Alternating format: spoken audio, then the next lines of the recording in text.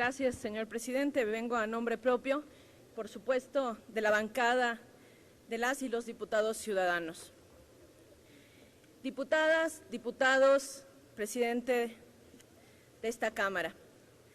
La presente es una serie de reformas, es la primera apenas de una serie de reformas que las y los diputados ciudadanos presentaremos en el ánimo de la rendición de cuentas, del trato republicano y el debate y el equilibrio entre poderes que debe existir.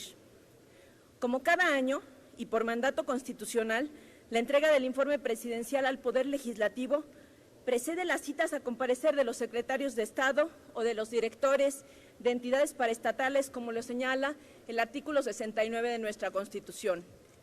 El informe presidencial, entendido como el documento que el presidente de la República presenta anualmente al Congreso de la Unión, expone el estado que guardan los asuntos de la nación y los impactos de las políticas públicas diseñadas e implementadas acorde a lo estipulado en el Plan Nacional de Desarrollo. El artículo 63 de la Constitución de 1857 establecía que a la apertura de sesiones del Congreso asistiría el presidente de la Unión y pronunciaría un discurso en el que manifestaría el estado que guarda el país. El presidente del Congreso contestará en términos generales, decía desde la Constitución de 1857. El primer presidente en presentarse ante el Congreso fue Guadalupe Victoria, que sin estar obligado a hacerlo, es decir, antes de estas reformas, se presentó el 1 de enero de 1825 a dar cuenta sobre su gobierno. A partir de ese momento se creó la tradición que los siguientes presidentes continuaron. El presidente Guadalupe Victoria retomó la idea de la rendición del informe presidencial ante el órgano legislativo, tanto de Estados Unidos de América como de la Gran Bretaña, los cuales, aún teniendo regímenes de gobierno distintos, buscaban que el jefe de Estado fuese responsable ante el Parlamento de su actuación al frente de la administración pública. Es decir, el informe era visto como un acto de responsabilidad republicana. Con la ampliación de la administración pública a lo largo de todos estos años, pero sobre todo en la década del siglo XX, la responsabilidad de rendir cuentas del Ejecutivo se amplió a los secretarios de Estado y a otros titulares ya mencionados.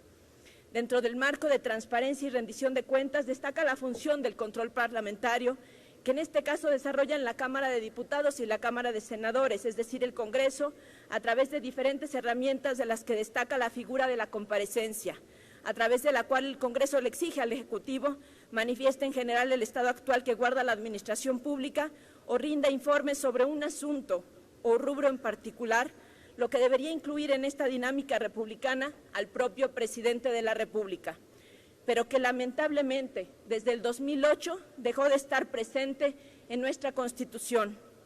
La comparecencia sirve no solo como un acto público en el que el Congreso tiene la responsabilidad y la posibilidad de evaluar el desempeño del gobierno, sino como un acto de rendición de cuentas ante las ciudadanas y ciudadanos.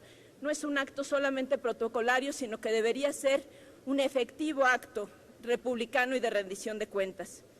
La Constitución mexicana de 1836 señalaba en la fracción tercera del artículo 31 a cada uno de los ministros le corresponde presentar a ambas cámaras una memoria específica del estado en que se hallen los diversos rubros de la administración pública. La Carta Magna de 1843 señalaba también que son obligaciones de los ministros presentarse anualmente ante las cámaras y muchos otros estipulados más.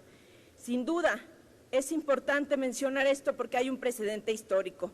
En el texto original de 1917, solo los secretarios de despacho tenían la obligación de presentarse ante el Congreso cuando esto lo requiriera.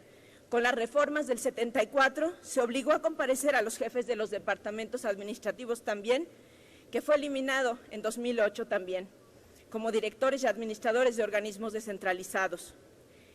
En el marco jurídico de la rendición de cuentas en México se ha complementado a través de instrumentos internacionales como la Convención Interamericana contra la Corrupción, de la cual México es parte desde el 97, y muchas otras.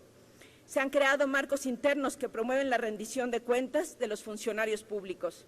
De estos últimos marcos jurídicos destaca la obligatoriedad de vigilar el actual, el actuar de los funcionarios públicos, incluso un año después del fin de sus encargos, lo que promueve la transparencia a pesar de los cambios administrativos y posibilita la evaluación de sus acciones a posteriori. En este orden de ideas, es evidente señalar que el espíritu de las leyes antes citadas han sido el de tratar con seriedad y forma la rendición de cuentas. En el terreno del Poder Legislativo, en lo que respecta a esta soberanía, particularmente las comparecencias, incluida la del presidente, deben ser valoradas como una herramienta de control parlamentario, como una herramienta de control ciudadano, toda vez que la Cámara de Diputados refleja y debe reflejar a más y mejores ciudadanos. Es indispensable que el Poder Legislativo tenga la capacidad de ejercer control sobre los actos e incluso omisiones de los funcionarios públicos que apoyan la labor del Ejecutivo y que tienen responsabilidades. Por eso resulta urgente considerar, ante el anuncio del presidente hace unos días de 10 cambios en su gabinete, justo en la víspera del inicio de este proceso de comparecencias y del informe de la entrega de este informe, que la acción de revisar el estado que guarden los respectivos ramos de la Secretaría resulta endeble, ya que estos secretarios se encuentran en un periodo de transición dentro de sus respectivas secretarías. Por eso, a través de esta iniciativa, la primera de muchas, se pretende que cada funcionario citado a comparecer rinda cuentas sobre su actividad al frente de cualquier dependencia del Poder Ejecutivo, ya sea que esté ejerciendo en este momento o no el cargo, y que no por el hecho de haber sido removidos o cambiados puedan renunciar a sus responsabilidades como funcionarios públicos y de responder a esta soberanía. Es decir, la propuesta es, y termino con ello, que si un funcionario citado a comparecer ante esta soberanía o la Cámara de Senadores cuenta con al menos de 60 días ejerciendo, sea posible llamar a comparecer a su predecesor para subsanar o profundizar informaciones que sean requeridas. Todo esto no valdría la pena si seguido de ello no viene una serie de toma de conciencia de parte de nosotras, de nosotros, diputados y diputadas de esta legislatura, de que se tiene que cambiar. Es momento de exigir que el Poder Legislativo ejerza sus facultades de control, facilite la rendición de cuentas hacia los ciudadanos. Es tiempo donde la confianza en las instituciones, siendo un bien escaso, debemos privilegiar que se vuelva a recuperar. Sin duda, de los ministros, como hoy se plantea en esta iniciativa, pero empezando por el presidente de la República como jefe del Ejecutivo, como ya comentaremos seguramente en una siguiente iniciativa que tenemos preparadas las y los diputados ciudadanos para la siguiente semana. Es tiempo de la rendición de cuentas y sin duda es tiempo también de un trato republicano y de equilibrio entre poderes. Muchas gracias. Es cuanto, señor presidente. Gracias, diputada Corichi García.